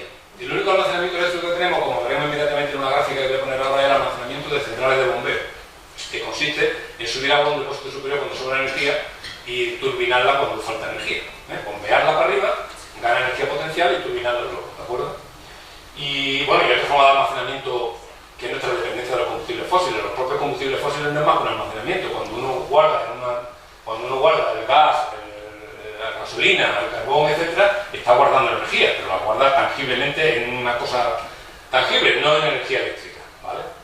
Bien, pues entonces estamos en mantilla. Y el almacenamiento le pasa un poco lo que a la fotovoltaica, que se puede mirar desde, como un prisma, desde muchas caras, y todo el mundo está interesado en el almacenamiento. El almacenamiento puede estar en las propias centrales eléctricas en forma de combustible fósil, puede estar, por ejemplo, en centrales termosolares como sales fundidas, térmica, energía térmica, puede estar en centrales de bombeo, que es lo que tenemos ahora, y puede estar en pequeñas centrales distribuidas como por ejemplo las que vende Tesla and Company, pequeñas sistemas de almacenamiento electroquímico que se combinan con centrales eólicas, etcétera, y que hay ya unas cuantas en el mundo, ¿vale? O sea que el almacenamiento puede estar por doquier y puede estar en la casa, en una casa con una lavadora allí, con una mesa allí, puede estar en nuestra casa también. Tesla vende el Powerwall, el Power Pack, o sea, que vende dos cacharritos de 7 kWh y 10 kWh que valen un dinerito, unos 3.000 euros y tal, y eso se lo pone en su casa, ¿vale? Si te permite recuperar la revolución. Eso es lo que digo, que todo el 98% del almacenamiento que hay en el mundo es bombeo, centrales de bombeo. Desgraciadamente el almacenamiento electroquímico del que estamos hablando, pues hay muy poco. Hay el 0,4% electroquímico. Y este es el que tenemos la esperanza puesta en que este crezca, lógicamente, hay muy poco, ¿vale? Ya los 145 gigavatios que tenemos es solamente el 2% de la potencia instalada, es muy poco. Es muy poco. Y España es una potencia, porque tiene mucha montaña, es muy montañoso y tiene unos 5 gigavatios de centrales de bombeo. Ahí pongo a la derecha el más grande que yo hace unos años, que es el de la Muela, que almacena 10 gigavatios hora, que no está nada mal, pero tiene un desnivel altísimo de 400 metros que no es muy frecuente de encontrar en esas ubicaciones en la península. Y sobre todo que no son parques protegidos, que en fin, que no son parques naturales, ¿vale? Entonces, eso sería el almacenamiento de bombeo. Entonces, bueno, el almacenamiento de bombeo multipliquémoslo por 100 o por 1000 y ya está, resolvemos problemas estacionarios. ¿Por cuánto habría que multiplicar el bombeo para poderlo resolver? Por mucho. ¿Cuánta agua necesitamos? Pues suponiendo un desnivel de 200 metros, que es mucho mayor del que tenemos en promedio en España, aun siendo un país montañoso. Pero vamos a ser generosos, supongamos 200 metros de desnivel, ¿vale? Pues 30.000 hectómetros cúbicos de agua, o sea, 30 kilómetros cúbicos de agua, darían para 10 teravatios hora, que es lo que consume Estados Unidos en un día. La capacidad de los embalses españoles son 56.000 hectómetros cúbicos, aproximadamente. Si estuvieran llenos a tope y los fundiéramos todos, más que para generar electricidad, no para beber, daría para 2 días de Estados Unidos. Y España es la quinta potencia mundial en pantanos, gracias a Franco. Tenemos la quinta potencia mundial en pantanos. 56 hectómetros cúbicos. Otro dato. Esos 30.000 hectómetros cúbicos de agua equivalen al consumo de agua dulce de un mes en Estados Unidos. Eso es lo que necesitaríamos para almacenar un día. El año tiene 365 días. O sea, que multiplicar por 365 eso. En realidad no es tanto, porque solo hay que almacenar. Nosotros nos estamos echando cuentas para España y con tener almacenamiento para un mes lograríamos solo hallar el gap estacional, es decir, el hueco que hay entre verano e invierno, ¿vale? O sea, con almacenamiento de un mes, incluso menos si aprovechamos en fin, el viento y tal. Pero si fuera solo fotovoltaico haría falta como un mes. Pero bueno, es mucho almacenamiento. O sea, el almacenamiento de bombeo, bueno, y además está bastante saturado. En España no es fácil encontrar almacenamiento como los que tenemos. En España los planes son llegar a 6 gigavatios y poco más, ¿vale? Entonces nos queda la tecnología restante, que son fundamentalmente olvidando volantes de inercia, olvidando ultracondensadores, que son para segundos, para pequeñas cantidades que me viene al caso ahora. Nos queda básicamente la batería de ion litio y las baterías de flujo, que son para aplicaciones estacionarias. Las de ion litio se están desarrollando muy rápidamente ahora y bajando los costes gracias a los vehículos eléctricos, y las de baterías de flujo también están avanzando bastante y son adecuadas para aplicaciones, digamos, terrestres, no para coches. Las baterías de flujo son, para que me entiendan ustedes, como dos depósitos de líquido iónico, o sea, agua con unos iones, positivo y negativo, que se pueden guardar todo el tiempo que quiera y son muy adecuadas para almacenamiento estacional, porque no se descargan como la batería de ion litio, que tiene una autodescarga relativamente rápida. O incluso en las centrales de bombeo se evapora el agua, es decir, casi todo el almacenamiento se autodescarga. En cambio, las pilas de flujo, como están en depósitos separados, tú cierras tu válvula allí por tener tu líquido iónico guardado allí si es que no corroen el recipiente, ¿no? Como le pasa al hidrógeno que se fuga, esas cosas, ¿no? Entonces, las baterías de ion litio de momento están por minuto, pero Tesla acaba de, digamos, de demostrar que se puede llegar a los 100 megavatios y a la hora, no digo ahora singular, pero sí una hora, porque acaba de instalar en Australia del Sur una batería de 100 megavatios, que además se marcó un farol y le salió bien, no machado, dijo el tío en Twitter: si no instalo la batería en 100 días le sale gratis al Estado australiano, a Australia del Sur, al Estado federal que hay. O sea, si no la instaló en 100 días y la instaló en 60. O sea, esa batería de 100 megavatios, de 100 metros de larga, la instaló en 60 días, le sobró tiempo. Y ya se ha usado, menos mal que llegó a tiempo, porque en diciembre, en una pérdida de una central de carbón de 500 megavatios, se desconectó bruscamente una central de carbón. La central de carbón no estaba allí al lado, estaba a 1000 kilómetros. Pero una de las virtudes que tiene la red eléctrica es que te lo acerca todo. O sea, para la red eléctrica no hay 1000 kilómetros, no es mucho. Es decir, la batería, aunque estaba a 1000 kilómetros de distancia, inyecta en el mismo sistema y por tanto ayuda a controlar la frecuencia. Es un poco mi área de especialidad, que es un poquito técnica, pero bueno. Entonces, esa batería ya ha sido usada en un incidente con éxito y emitió un apagón. Y de hecho, el Estado de Sur de Australia la contrató y la compró porque había tenido bastante apagón en los veranos anteriores. Los veranos australes de allí habían tenido bastante apagones. Y habían tenido apagones porque había muchos tornados, en fin, posiblemente por culpa del cambio climático, quién sabe. Pero vamos, el tiempo está cambiante y han tenido muchos apagones en Australia por débiles conexiones entre estados, por una serie de problemas que no vienen al caso. O sea que ya se ha usado una batería de 100 megavatios, es la más grande que hay ahora mismo en el mundo, ¿vale? Otra aplicación más mundana, más básica de este estudio que hemos hecho nosotros para Endesa es un caso, digamos, realista, casi real. Esta curva azul es el consumo de 24 horas de un cable de baja tensión, de un cable de los que llegan por nuestras casas, por nuestras calles. Entonces se puede ver que de noche se consume muy poco, menos de 10 kilovatios, y de día se consume 30 y tantos kilovatios. O sea, hay una diferencia, hay un valle y una punta. Bueno, pues poniendo una batería como la del coche Tesla, este tan famoso, que tiene 65 kilovatios hora, con una batería de 63 kilovatios hora, como la que llevan esos coches, enchufada en ese cable, lograríamos que la curva de carga fuera prácticamente plana, ahí se ve, rojo. Y eso tiene una serie de ventajas que no vienen al caso ahora para la red eléctrica, para la inversión, para muchos temas, ¿no? Las pérdidas, etcétera, etcétera. Quiero decir, son otras aplicaciones posibles. La batería se cargaría durante el valle, la madrugada, y se cargaría allí y se descargaría en los dos puntos picos, aquí y aquí sobre todo. ¿Vale? Es otra aplicación realista, ¿vale? Pero bueno, igual que bombeo, ¿cuántos litros hacían falta? Una barbaridad de hectómetros cúbicos para un día de almacenamiento. Con 30.000 hectómetros cúbicos teníamos a 200 metros del nivel, que ya es mucho del nivel, teníamos para un día de almacenamiento 10 teravatios hora. Bueno, pues harían falta 77.000 sistemas de esos como el de Tesla de 100 megavatios para poder dar la batería, el almacenamiento, para almacenar la energía de un día. Y posiblemente haga falta un mes. No un día. Un día está bien, al fin de semana, pero es un mes. Otra forma de verlo. El litio que se extrajo en 2016 daría para almacenar 45 minutos de electricidad consumida en Estados Unidos. O para la energía de los 10,4 millones de Nissan Leaf, que son 30 kilovatios hora cada coche. Por decir algo. 10 millones de vehículos. Hombre, en el mundo hay 1.200 millones de vehículos. ¿Cuánto litio haría falta para pasar de 10 a 1.000?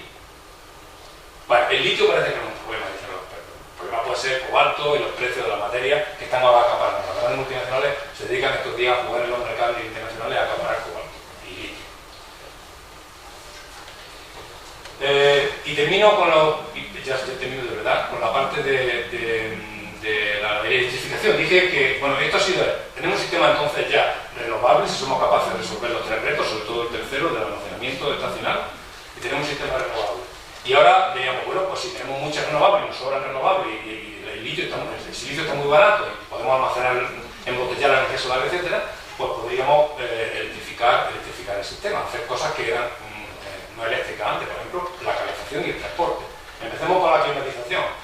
Esos son datos de un aire acondicionado reciente, tan reciente que lo instalé la semana pasada en mi casa, de un aire acondicionado de 2017. Este aire acondicionado con tecnología inverter, es decir, con control electrónico de la máquina, es súper eficiente, hasta el punto que quitan los ratios, que lo he copiado del fabricante, los ratios de ahorro energético estacionales, que son en frío, o sea, en verano, 7, la friolera de 7, y en invierno, en calor, 4. 7 quiere decir que por cada kilovatio eléctrico que yo consumo de la red, kilovatio hora que es energía, meto allí en la habitación 7 kilovatios hora térmicos, o frigoría en este caso, ¿vale? O equivalente en kilovatios hora térmicos. Entonces, la eficiencia es brutal. En el año 97, como tengo el año 97, los ratios eran 3 y 2. Ya eran altos. Por supuesto, mucho más altos que una resistencia o que un gas natural. O sea, con el gas natural no se puede hacer eso. Tú no puedes coger la energía del medio ambiente y meterla dentro. La energía es la de gas. Es decir, el aire acondicionado tiene que ser otra revolución. Igual que el aislamiento de los edificios, etc. El aire acondicionado, de Madrid para abajo lo usamos intercambiadores con el aire, o sea, con la calle, esas máquinas tan feas que salían a la fachada de los edificios. Pero en el norte, lo están usando ya en Alemania, por ejemplo, en Frankfurt, en Hamburgo y tal, lo están usando intercambiando calor con el suelo, porque el suelo tiene más capacidad térmica, tiene más inercia, puede sacar más energía del suelo sin que se enfríe el suelo, ¿vale? O sin que se caliente en exceso, o sea, tiene más capacidad de absorber o dar calor, ¿vale?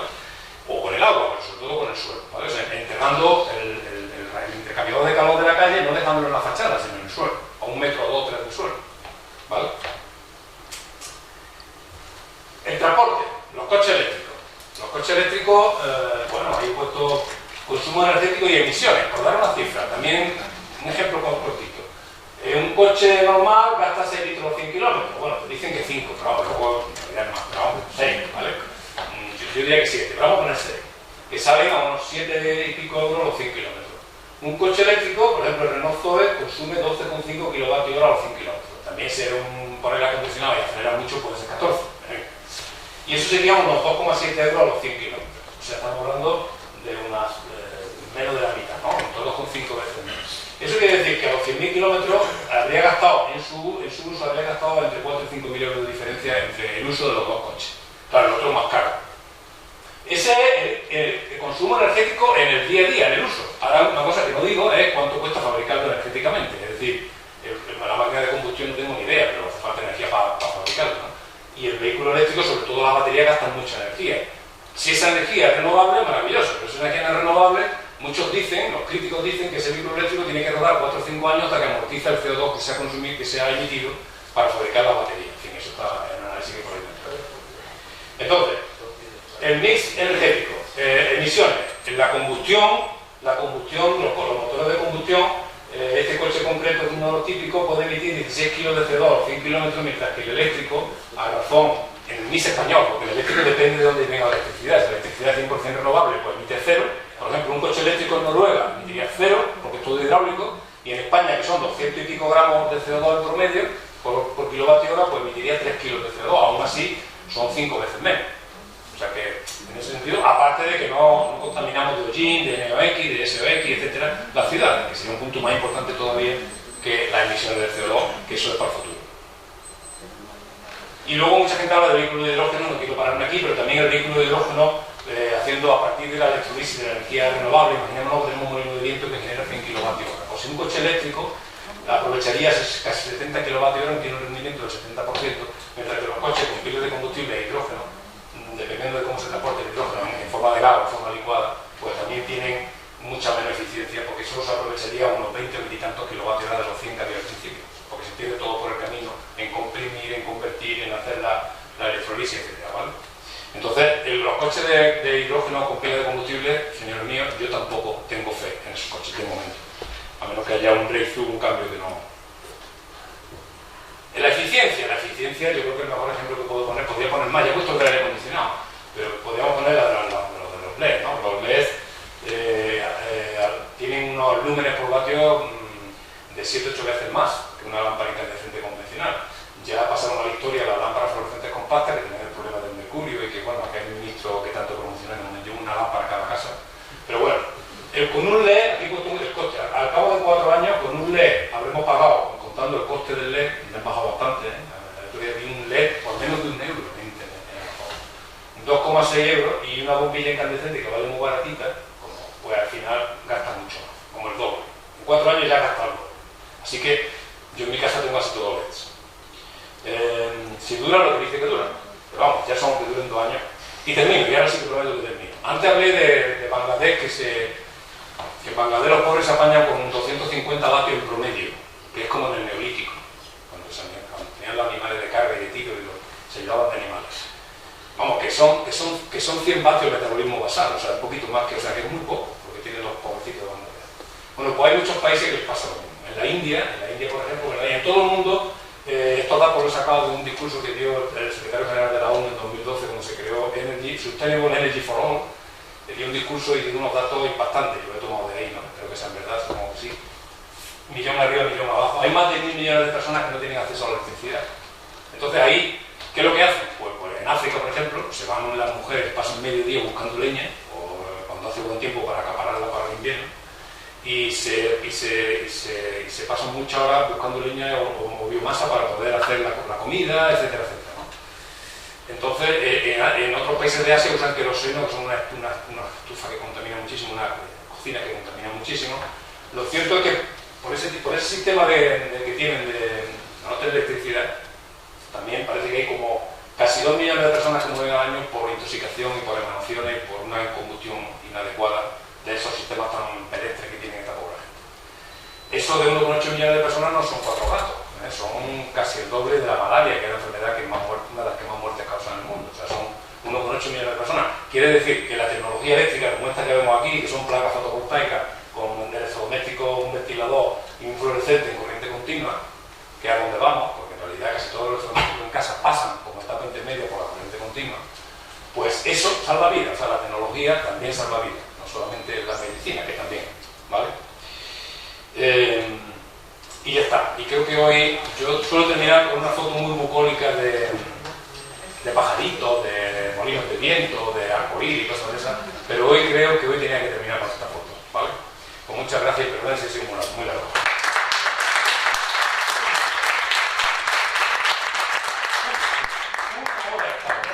Yo pensé que iba a estar 40 minutos. Estupendo, porque supongo que querrán ustedes hacer alguna observación, si te parece. A mí, yo no tengo ninguna prisa. Me temo que la gente está cansada. ¿Tú alguna observación? Yo desde luego tengo una que viene precisamente de lo que nos habéis puesto, que es a mí como usuario hay una cosa que me preocupa, por una parte lo que contamino y por otra parte cómo voy a poder llegar a usar energías limpias sin tener que pagar más, tal como tenemos hoy establecido el negocio de la electricidad, ¿no? Que hay una serie de redes y una serie de compañías que son las que nos alimentan y las que nos dan energía, y que esas compañías, imagino que son muy poderosas, no estarán dispuestas a perder económicamente en función de que se pueda seguir, a no ser que tengan también parte del futuro. Sí, no, es un tema muy complejo. Nosotros hemos hecho jornadas en la escuela y yo he participado como ponente en algunas jornadas del precio de la electricidad y del desglose de los precios y de la causa de por qué están más caros, etcétera, etcétera. Y es un tema muy largo de resumir pero vamos, diría que en España, por ejemplo, y casi estos países que he mencionado antes, en California, más del 50% de lo que pagamos son impuestos, impuestos o cosas que no son exactamente el precio ni de la energía ni de las redes por donde se circula la energía. Usan el recibo de la luz como política social, por ejemplo, igual que el impuesto de hidrocarburos de la gasolina. Casi la mitad de lo que pagamos de gasolina y de gasolina en España, de gasolina un poquito menos, el 45%, son entre el 21% del IVA y el 20 y tantos por ciento del impuesto especial de hidrocarburos. Estamos pagando la mitad de impuestos. Entonces, no es tanto, o sea, el problema es, en España es un poco complicado, porque se junta el déficit de tarifa que se creó con las primas a las renovables, cuando las renovables estaban súper caras, que ahora no serían necesarias. De hecho, España ya ha hecho subasta de energía sin prima, para decir prima, sin subvenciones ninguna, y baratas, a un precio muy razonable.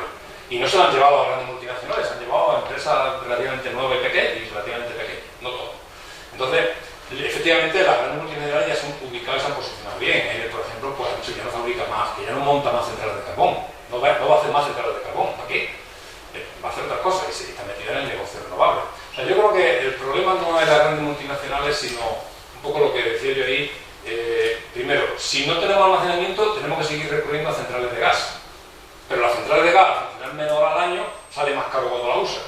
O sea, si una central de gas vale X miles de millones tal, y hay que pagarla en 20 años vendiendo energía, si no venden energía, tendrán que recuperar la inversión, que es legítimo. Todas las empresas que invierten en un activo tienen legítimamente el derecho de recuperar la inversión, incluso un pequeño beneficio del 6%, o lo que sea, que lo que dice el BOE. Entonces, no pueden recuperar esa inversión. Si tú pones una central de gas y no vende energía, y en España los ciclos combinados están trabajando menos de 900 horas al año, menos de 1000 horas al año, cuando estaban en su planificación previsto para trabajar 3000 y pico. Es decir, entonces, ¿qué es lo que ocurre? Que las pocas veces que lo usas, te sale muy caro, porque hay unas cosas de respaldo que tiene que amortizar con muy poco tiempo esa inversión, ¿no? Entonces, el tema es muy complicado de responder. Entonces, y sobre todo otra cosa también es que los que vivimos, o los que viví, yo no vivo en el Aljarafe, pero los que viven en ciudades, en bloques de piso, en Los Remedios, en Mogollón, o sea, claro, el problema es que ahí no hay superficie suficiente para poner placas fotovoltaicas. Después uno dice, me voy a bañar yo solo, ¿no? En cambio, los que tengan 40 o 50 metros de tejado en su casa, en algún sitio, si viven en una casa, sí pueden instalarlo cuando esté barato, ya lo está. Ahora, el problema está es si lo puedes inyectar a la red y te lo devuelve a la red, el famoso tema del autoconsumo.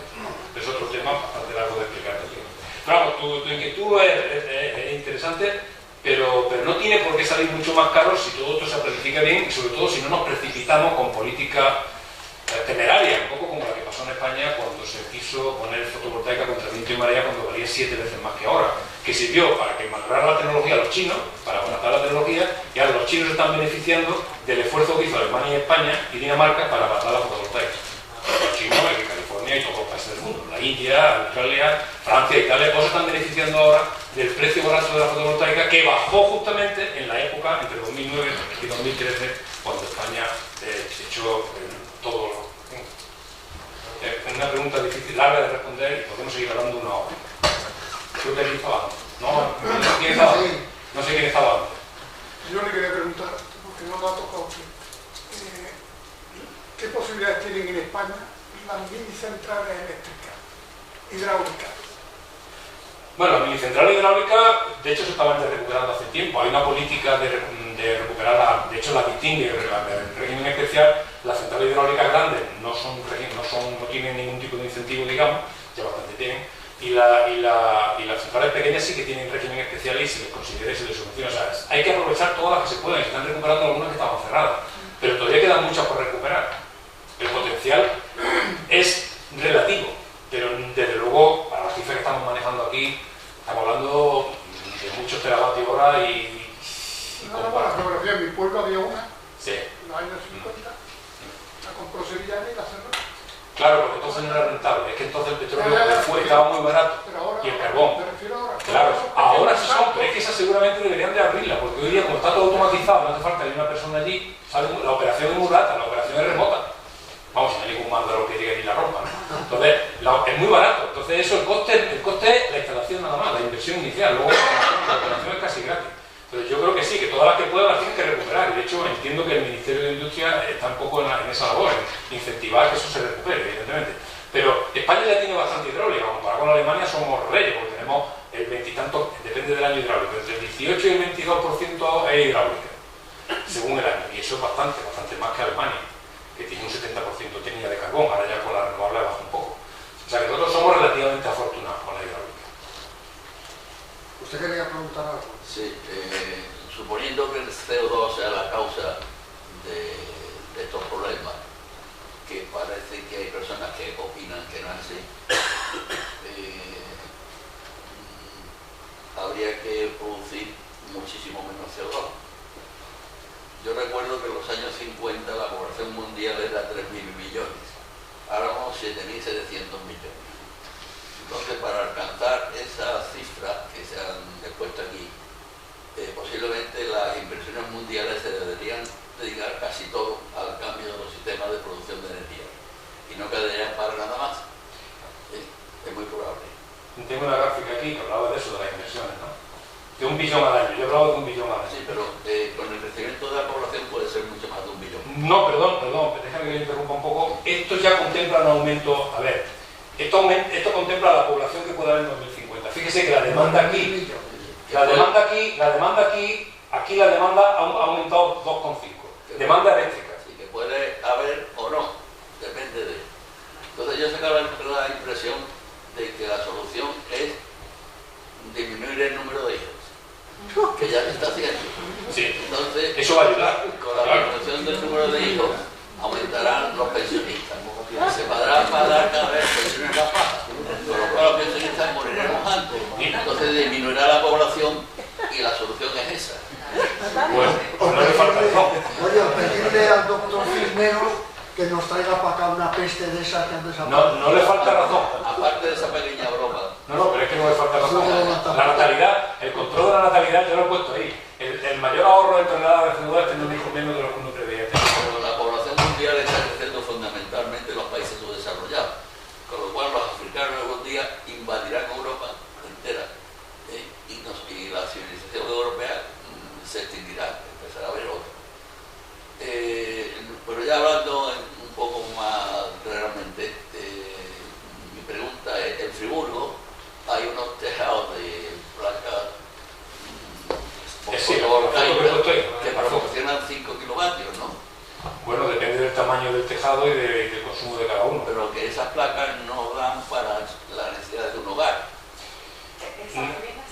Bueno, a ver, vamos a ver, es que si son viviendas ex novo, como se dice ahora esa palabra tan fina, entonces la hacen con un aislamiento perfecto, el cristal no sé cómo, entonces son edificios casi autosostenibles. Es un tema que yo no quería entrar porque no es mi especialidad, en mi escuela de eso no elimina la necesidad de llevar energía suplementaria. Si hay almacenamiento, serían autosuficientes. O sea, el problema es el almacenamiento.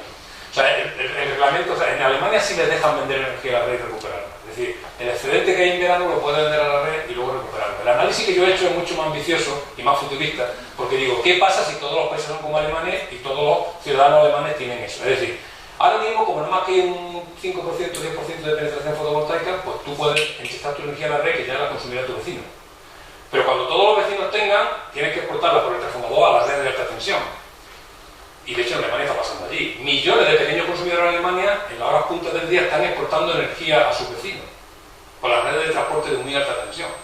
Entonces, cuando todo el continente europeo tenga un 70% renovable, nadie podrá consumir la energía que te sobra a ti, sino que tenemos que almacenarla. Entonces el problema será almacenar energía, ¿vale? Y hablando de almacenar, y perdone que ya, no sé si se lo responde, hay un tema, ya que he hablado de las migraciones, me he acordado que hay un tema geopolítico que no he dicho, pero que es una idea que yo creo que es importante. Cuando hablaba del cambio de paradigma y del modelo, no es solamente la energía lo que va a cambiar la geopolítica, como llamen los políticos. O sea, ahora mismo vivimos en un mundo donde hay productores de petróleo y de gas y consumidores, y eso se transporta con gasoductos, oleoductos y con barcos y tal. Y hay un statu quo donde hay unos tipos que producen y si baja el petróleo sufren y otros que consumen y si baja el petróleo le encanta. Pero todo se mueve alrededor de eso, todo. Si se da cuenta, toda la economía, las bolsas, todo depende un poco de ese equilibrio, de ese statu quo. Pero vamos a un sitio donde el viento y el sol no se pueden embotellar y transportar en barco. La única forma es con electricidad. De hecho, si lo pensamos fríamente, fíjense lo que ha conseguido el ingenio del ser humano. El viento, si alguien le dijera a usted, el viento va por ahí por los cables en forma de motores. O sea, el viento se mete por un cable y sirve para... Y el sol igual, cogemos el sol y lo embotellamos y lo metemos por los cables. Pero ya todo el mundo tiene sol. Ya no va a haber productores de petróleo y consumidores de petróleo. Eso va a ser un cambio brutal. Y lo del país. Países del Golfo Pérsico lo saben. Arabia Saudí ha hecho un documento de visión 2030 y están muy preocupados porque ya están poniendo impuestos que no tenían. La gasolina está a tirar el precio y están viendo que... O sea, esto va a cambiar radicalmente. Y no sabemos cómo, que es bastante. O sea, hay temas, digamos, mucho más allá y más profundos y tiene que ver con el número de hijos, con las pensiones, con todo. Es interesante. Perdón, una última pregunta. ¿Qué ocurriría en Sevilla si todos los coches, supongamos que todos los coches son eléctricos? ¿Qué habría que hacer para alimentar las baterías de esos coches? ¿Habría que cambiar toda la red de...? No tanto, porque los coches en realidad, si se cargan lento, no rápido, y se cargan despacito, en 7 o 8 horas durante la madrugada, y sobre todo no se cargan todos a la vez, es decir, hay alguien, una inteligencia por ahí, un centro de control, algo que lo ordena en el tiempo y lo pone en fila, etc. Hay muchas simulaciones y cosas donde se ven que se aprovecha, y sobre todo si hay energía fotovoltaica, y también se pueden cargar de día cuando hay energía fotovoltaica, no de noche, en fin. Hay escenarios donde el consumo energético de los coches realmente el sistema podría darlo. Y las redes, si no se cargan de repente ni muy rápido, lo que no puede ser la obsesión esta que tenemos ahora de cargar los coches en media hora. No se puede, fíjese, el Tesla tiene 65 kilovatios hora. Si quisiéramos cargarlo en 1 hora, haría falta una acometida de 65 kilovatios. Oiga, mi acometida es de 5 kilovatios. Tengo un bicharraco de cable aquí, una acometida, y además, el transformador que me alimenta a mí, si todos los vecinos que vamos de transformador quisieran hacer lo mismo, no podría. Habría que cambiar el transformador. Es decir, es que lo queremos todo. No tenemos coches eléctricos y ya estamos hablando de la carga rápida. Vamos a ver si somos capaces de dar carga lenta y luego ya veremos si somos capaces de cargar carga rápida. Pero claro, los que nos venden saben que si no consiguen la carga rápida no van a vender mucho, porque la gente está deseando de cargar coches rapidito, ¿sabes? Entonces, es todo un poco un círculo vicioso, ¿no? Una pregunta. ¿Las placas fotovoltaicas utilizan toda la radiación que recibimos o parte? No, Quiero decir, el infrarrojo, sí, utilizan la radiación difusa, no solo la directa como espejos de las placas de las centrales termosolares. Esa es la ventaja que tienen. Por eso en Alemania, incluso en Escocia, dan un poquito de sol. O sea, aprovechan toda la energía que viene. Lo que pasa es que, claro, depende de ese silicio amorfo, policristalino, monocristalino, de otro tipo de material, pues absorben más o menos una parte del espectro, pero absorben bastante. Y el rendimiento es que están ya en el 20% aproximadamente. Hay de laboratorio que tienen casi un 30%, pero las comerciales están en el 27%. El 20% de la energía que les llega la convierten en electricidad. Luego está el factor de capacidad, que no es el rendimiento. El factor de capacidad es que cuando viene noche no hay sol. El rendimiento es que si fuera todo sol, si fuera solo sol, el 17-20% lo convierte en electricidad, ¿vale? De energía radiante. Y luego el factor de capacidad es que la hora del año que hay sol, que es otra cosa diferente. Bueno, todavía una pregunta. Yo no tengo prisa, yo veo el público que está cansado. No, yo me quedo un poco con el tema de las termosolares y las fotovoltaicas. ¿Qué diferencia hay? Porque las termosolares va a la baja ya, el tema se han quedado anticuados o la más. No, a ver, estamos en un periodo transitorio. O sea, de momento se han quedado atrás respecto a la fotovoltaica. Tienen la ventaja de que son más gestionables porque todas ya vienen de serie ya con almacenamiento de sales fundidas, de 7-8 horas. Esa que hemos visto de Marruecos tiene 7 horas de sales fundidas. Y por allí en Las Vegas hay una que tiene 10 o 12 horas de sales fundidas. Para alimentar Las Vegas de noche, entre otras cosas. Entonces, tienen algunas ventajas, son más gestionables, tienen una máquina síncrona que da vuelta y por tanto permiten comportarse como los generadores convencionales, que aportan estabilidad a la red, sincronismo, etc. Por tanto, tienen ventajas. Pero luego tienen el inconveniente de que son más caras y tienen más mantenimiento y, en fin, tienen una serie de problemas. Y, por supuesto, no aprovechan toda la energía para ponerse una placa fotovoltaica, realmente. Entonces, al final... Pero el problema es el almacenamiento. ¿O almacena mejor la termosolar? No, es que la tecnología es muy diferente. La fotovoltaica es tan simple que es un trozo de silicio que convierte el efecto fotovoltaico que descubrió Becker hace ya 200 años casi en electricidad. Entonces no se mueve nada, es simplemente electrones que circulan por un material de silicio, por un semiconductor. Y es todo estático. Y limpia las placas con el polvo que se acumula y ya está. Es el mantenimiento que hay, si no la rompe algo. Entonces es simplísimo. Y como ha bajado tanto el silicio y sigue bajando, pues entonces es muy barato. En cambio, las termosolares son muchos espejos que enfocan a una torre, o bien espejos parabólicos que enfocan a una tubería y dos tecnologías, como usted sabe. Y entonces, cualquiera de esas dos tecnologías lo que hace es calentar algo, es sustituir el fuego de la combustión fósil por calor solar. Entonces, ese calor evapora el agua, se genera vapor, el vapor mueve la turbina y al final, el fenómeno final es exactamente igual que una central convencional térmica, solo que en vez de quemar gas que usamos el sol para generar vapor, nada más. Por tanto, es mucho más complicado. Esa torre que hay ahí, tienen que enfocar todo el espejo allí, la temperatura no puede subir de no sé qué, en fin, quieren subir la temperatura para aumentar el rendimiento. En fin, es más complejo. La tecnología es mucho más compleja. La termosolar permite el almacenamiento, ¿no? Si tiene sales fundidas, si no, no. Pues tiene posibilidades. Sí, claro, tiene unos grandes depósitos que tampoco es trivial el asunto, porque tienen que mantener por encima de 250 grados las sales sin que se bajen esa temperatura, porque si bajan de la temperatura hay que tirar la planta y empezarla de nuevo. O sea, esas sales fundidas se solidifican por debajo de los 230, tiene un margen de seguridad. Entonces, tiene que estar perpetuamente aquello a una temperatura más alta. Y si no hay sol y hay nube varios días, tienen que coger electricidad de la calle para calentar las sales. Porque como se enfríen las sales, aquello hay que tirarlo y hacerlo otra vez. Se quedan todas las tuberías atascadas de sales fundidas. Hechas piedra. Una última pregunta. Que no es la misma. Bueno, pues entonces, muchísimas gracias. Si me permiten, antes de marcharnos, por parte de... Muchísimas gracias.